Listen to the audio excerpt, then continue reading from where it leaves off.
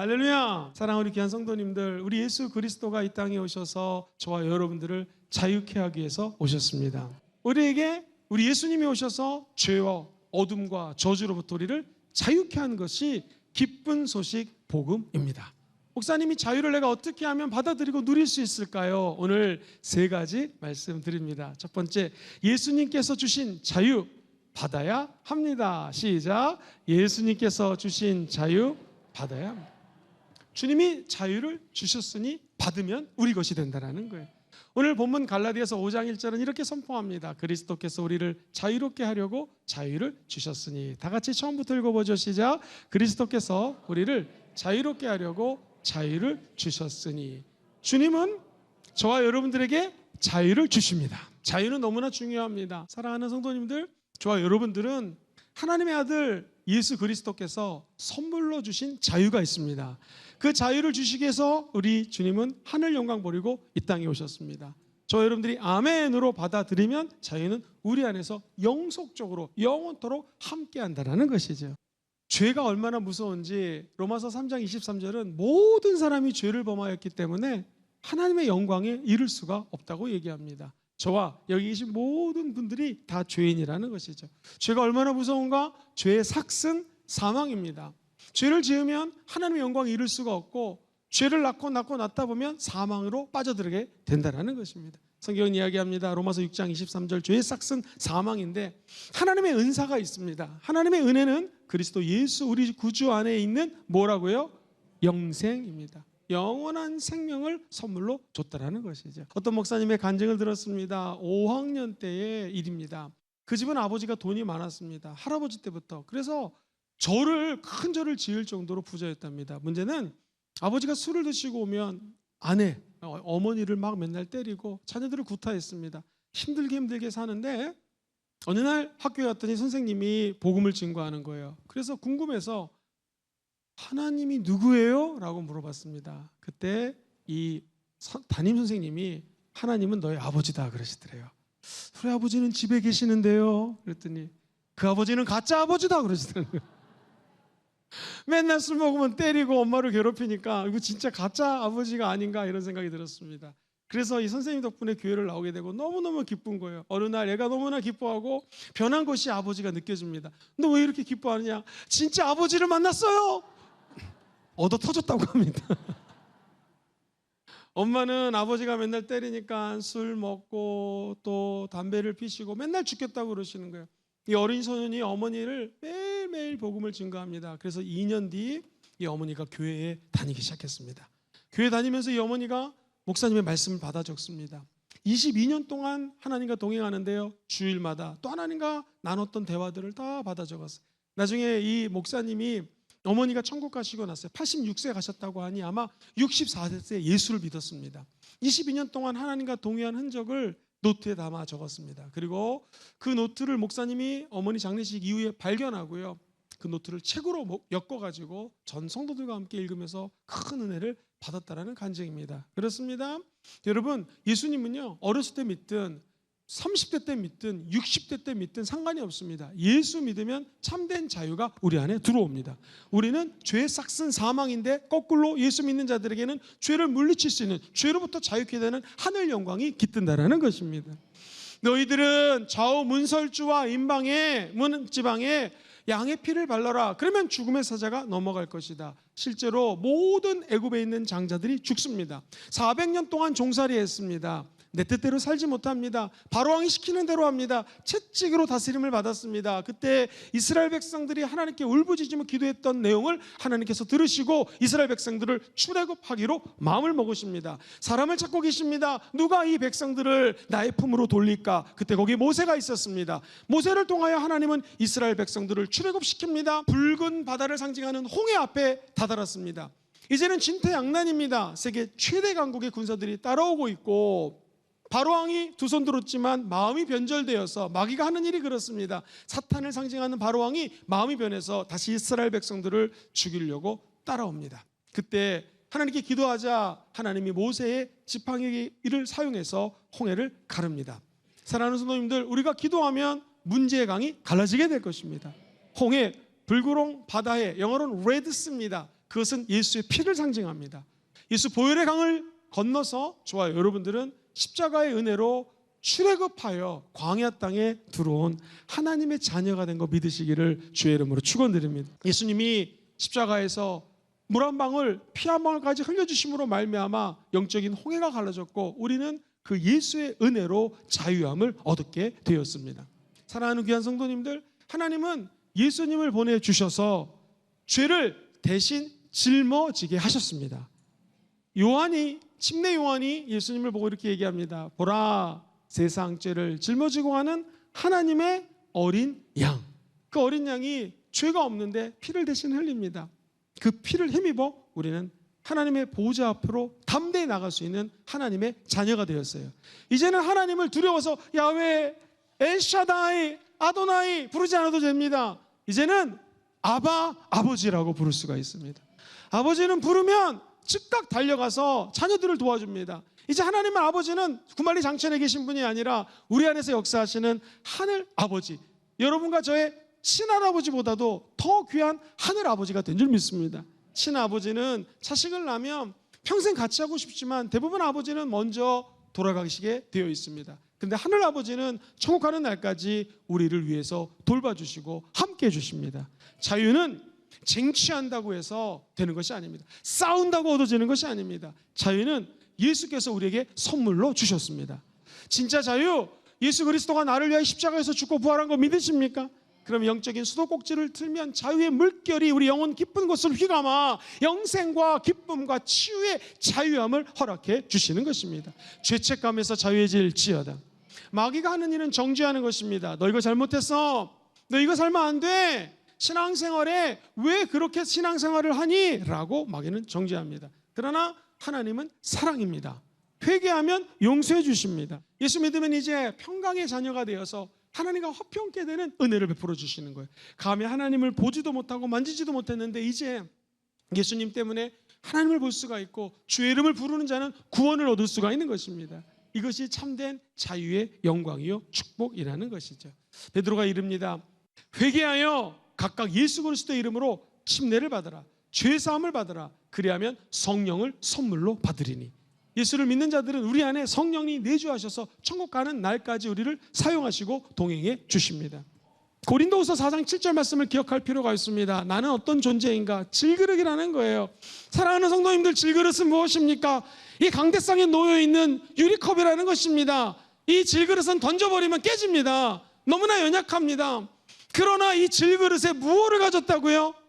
이 보배를 가졌다는 거예요. 이 보배는 바로 예수 그리스도입니다. 예수 그리스도가 질그릇 같은 내 영혼 속에 들어왔으니 우리의 질그릇은 깨끗해졌고 하나님께서 쓰임받는 그릇으로 변했다는 것이죠. 우리가 깨달은 것이 있습니다. 이는 심히 큰 능력은 하나님께 있고 그 다음에요 시작 우리에게 있지 아니하려 알게 하려 함이라. 할렐루야. 주님이 우리에게 자유를 주셨습니다. 질그릇 같은 내 인생에 보배 되신 예수님이 임재해 계십니다. 그분과 함께 한다면 이 자유는 이제 하나님의 자유요 마귀가 건드리지 못하는 자유가 될 것이에요. 천국 가는 날까지 우리와 함께하는 영원한 자유가 되는 거 기억하시기를 주의 이름으로 축원합니다. 한 걸음 더 나아가 천국 가서도 저 오매불만 기다리는 예수 그리스도 우리 신랑 되신 예수님과 함께 영원한 자유를 누리게 될 줄 믿습니다. 우리 주님이 주신 자유 첫 번째 받아야 합니다. 그렇다면 두 번째 예수님이 주신 자유 지켜야 합니다. 시작. 예수님이 주신 자유 지켜야 합니다. 어떻게 지킬 수 있을까요? 오늘 본문 갈라디아서 5장 1절을 보시면 굳건하게 서 있으라고 얘기합니다. 그리고 다시는 종의 멍에를 매지 말라고 말씀합니다. 굳건하게 서라. 이 말은 자유를 지키는 것은 편하게 누워서 지키라는 것이 아니라는 거예요. 앉아서 지키라는 것도 아닙니다. 자유는 서서 거룩한 긴장을 하면서 지키라는 거예요. 너희들은 정말로 내가 너희들에게 권면하노니 우리의 씨름은 혈과 육에 대한 것이 아니라 정사와 권세와 이 어둠의 세상 주관자들과 하늘에 있는 악한 귀신들과의 싸움이니 그 참소하고 정죄하는 영적 존재들과 귀신들과 싸우려면 너희들은 전신갑주를 입어라. 근데 그냥 입는 것이 아니라 굳건하게 서서 전신갑주를 입으라는 거예요. 그래서 성경에 보면 고린도서 16장 13절에 깨어있으라. 너희들 믿음에 굳게 서 있으라. 남자답게 강건하라는 것입니다. 이 말은 깨어있으라는 것은 경성하라는 거예요. 늘 파수꾼이 깨어있는 것처럼 영적으로 깨어있어라. 그리고 그냥 서는 것이 아니라 믿음의 반석 위에 서라는 것입니다. 내가 너의 믿음의 고백 위에다가 그 반석 위에 교회를 세우셨습니다. 주님으로 입술로 하는 고백을 통하여 지켜주신다는 거예요. 사랑하는 성도님들, 아침마다 일어나셔가지고 복음을 선포하십시오. 따라해볼까요? 나는 예수님 믿고 구원받았습니다. 나는 예수님 믿고 구원받았습니다. 이게 영적인 자유를 지키는 것입니다. 나는 연약하지만 내 안에 성령님이 계십니다. 시작. 나는 연약하지만 내 안에 성령님이 계십니다. 이게 믿음으로 내 자유를 지켜내는 거예요. 내가 내 자유를 내 힘으로 힘들고 어렵게 지킬 수가 없으니 성령님 내 안에 오셔서 도와주시옵소서. 나는 연약하지만 예수님이 치료해 주셨습니다. 시작. 나는 연약하지만 예수님이 치료해 주셨습니다. 할렐루야. 이것이 이 질병으로부터 자유케 되는 방법입니다. 저 여러분들의 복 중의 복은 하나님과 동행하는 복입니다. 나는 성령님과 늘 동행합니다. 시작. 나는 성령님과 늘 동행합니다. 그러므로 나는 복덩어리입니다. 그러므로 나는 복덩어리입니다. 그래서 우리 순복음교회에서 얘기하는 축복은 바로 물질의 축복, 무슨 건강 이런 것도 복이겠지만 영원히 잘 되는 축복입니다. 하나님과 동행하는 축복입니다. 그리고 언젠지 모르지만 우리 주님은 재림하실 것입니다. 마라나타 주 예수여 어서 오시옵소서 아침마다 선포하면 저와 여러분들의 믿음이 굳건하게 서질 수 있다는 것입니다. 영적 전쟁은 입으로 합니다. 영적 전쟁은 서서 입술로 선포하는 것입니다. 그때 우리 하나님께서는 다시는 종의 멍에를 매지 않고 은혜 위에 은혜를 부어 주실 것입니다. 나의 멍에는 쉽고 가볍다고 주님 말씀하십니다. 그래서 자유를 지키는 방법은요, 죄의 멍에, 사슬의 멍에, 저 예수 믿기 전에 세상 사람들이 원했던 멍에를 끊어버리시고 예수님과 연결되셔야 됩니다. 예수님과 멍에를 함께 매셔야 됩니다. 그래서 멍에를 맨다라는 것은 예수님이 갈 때 나도 따라가는 것입니다. 주님, 내가 오늘 좀 여길 가야 되니까 이리 좀 따라오세요. 내가 지금 아파트가 필요하니까 아파트 좀 당첨받게 따라오세요. 이게 아닙니다. 주님이 가는 길을 내가 멍에를 메고 주님과 동행하는 것이 자유를 지키는 방법이라는 것이죠. 기억하십시오. 갈라디아서 2장 20절 말씀을 보니 사도 바울의 고백입니다. 내가 그리스도와 함께 십자가에 못 박혀 죽었다라는 거예요. 그럼 이제는 내가 사는 것이 아니라 오직 내 안에서 누가 사는 거예요? 그리스도가 사시는 것이라. 이제 내가 육체 가운데 사는 것은 나를 사랑하사 나를 위하여 자기 자신을 버리신 하나님의 아들을 어떻게 합니까? 믿는 믿음 안에서 사는 것입니다. 이 말씀은 너무 유명하죠. 자유를 지키려면 내가 죽고 예수가 살면 됩니다. 이 유명한 말씀 다음에 21절은 도대체 뭐라고 선포할까요? 많은 분들이 21절을 잘 모르세요. 내가 하나님의 은혜를 패하지 아니하노니 만일 의롭게 되는 것이 율법으로 말미암았다면 그리스도께서 헛되이 죽었다라는 거예요. 바꿔 얘기하면 저와 여러분들이 의롭게 된 것은 율법이 아니라 하나님의 아들 예수 때문에 의롭게 되었다라는 거예요. 그 의인 됐기 때문에 하나님께서는 저와 여러분들에게 선물로 자유를 주셨다라는 것이므로 예수와 함께 멍에를 맬 때에 우리는 이 자유를 지켜낼 수 있다라는 것입니다. 마귀가 하는 일은 참소하는 일이거든요. 요한계시록 12장 10절에 또 내가 들으니 하늘에서 큰 음성이 있어 이르되 이제 우리 하나님의 구원과 능력과 나라와 또 그의 그리스도의 권세가 나타났으니 그 다음에 천천히 읽어봅시다. 시작. 우리 형제들을 참소하던 자 곧 우리 하나님 앞에서 밤낮 참소하던 자가 쫓겨났다는 거예요. 예수 믿기 전에 얘는 이런 잘못을 했습니다. 아니 예수를 믿어도 이런 부족함이 있습니다. 하지만 예수 그리스도가 우리 가운데 임재하면 그 참소하는 자를 쫓겨낸다는 것입니다.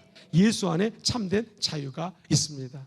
그래서 사도 바울은 내가 날마다 죽노라. 시작. 내가 날마다 죽노라. 예수와 함께 죽으면 죽음은 왠지 무섭고 두렵고 떨리고 끝난 것 같지만 죽어버리면 이제 내 안에 계신 예수님이 살아나게 되어 있습니다.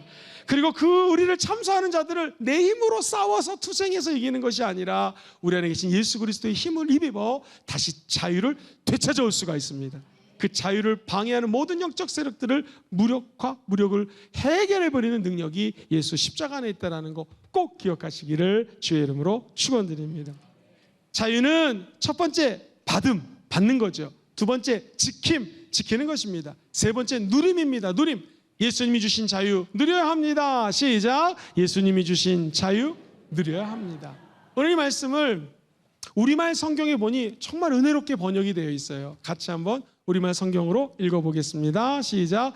그리스도께서 우리를 해방시켜 주신 것은 자유를 누리게 하기 위함입니다. 한 번 더 시작. 그리스도께서 우리를 해방시켜 주신 것은 자유를 누리게 하는, 그냥 한번 해방 끝이 아니라 자유를 누릴 수 있는 은혜를 부어 주신다라는 것입니다.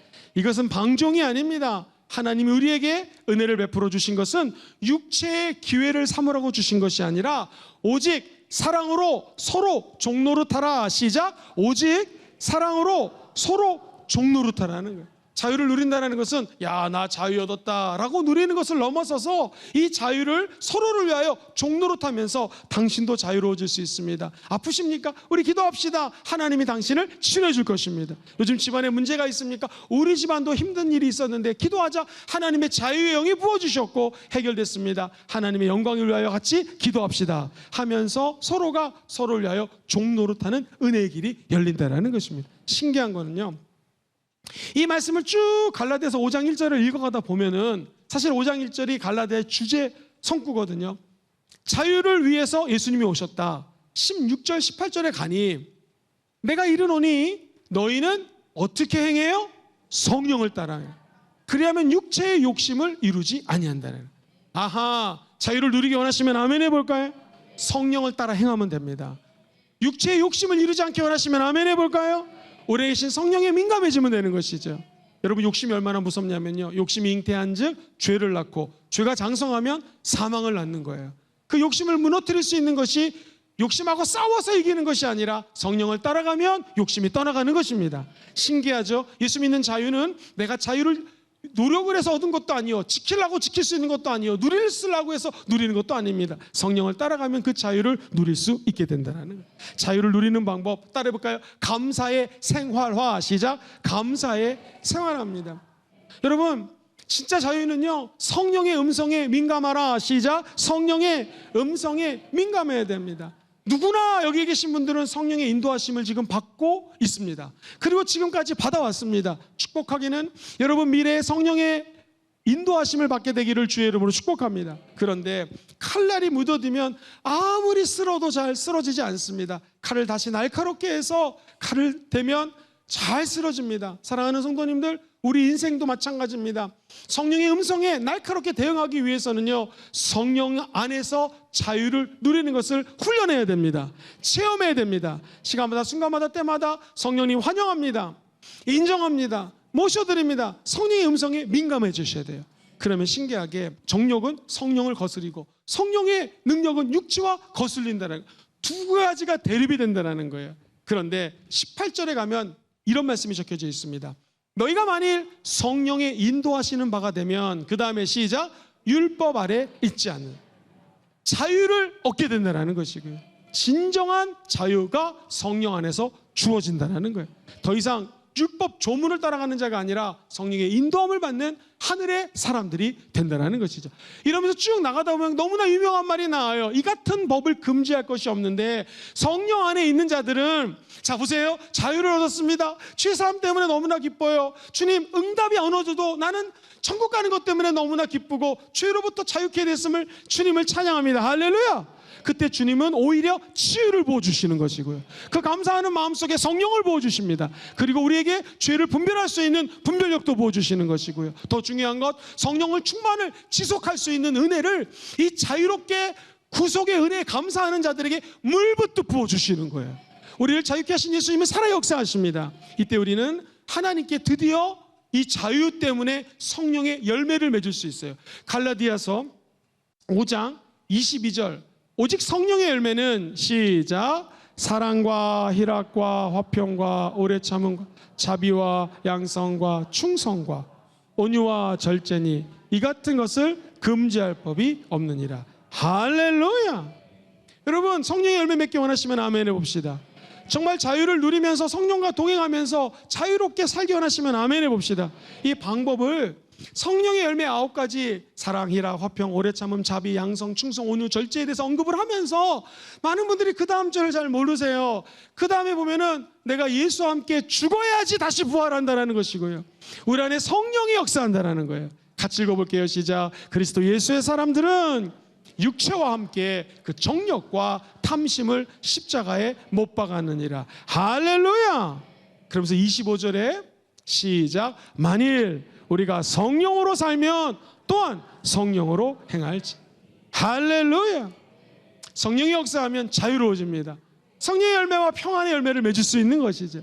지금 한 사람이 감옥에 갇혀 있습니다. 더 놀라운 것은 베드로가 옥중에서 내일 죽습니다. 근데 지금 베드로가 하는 거 보십시오.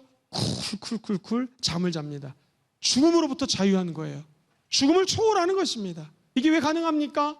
예수 그리스도를 따랐지만 성령 받기 전에 베드로는 예수를 3번이나 부인했습니다. 그러나 성령에 취하게 되자 그는 옥중에서도 내일이 죽음인데 잠을 잡니다. 그때 기도를 통하여 옥문이 열리고 하늘문이 열리고 탈출하는 은혜를 체험하게 되는 것이죠.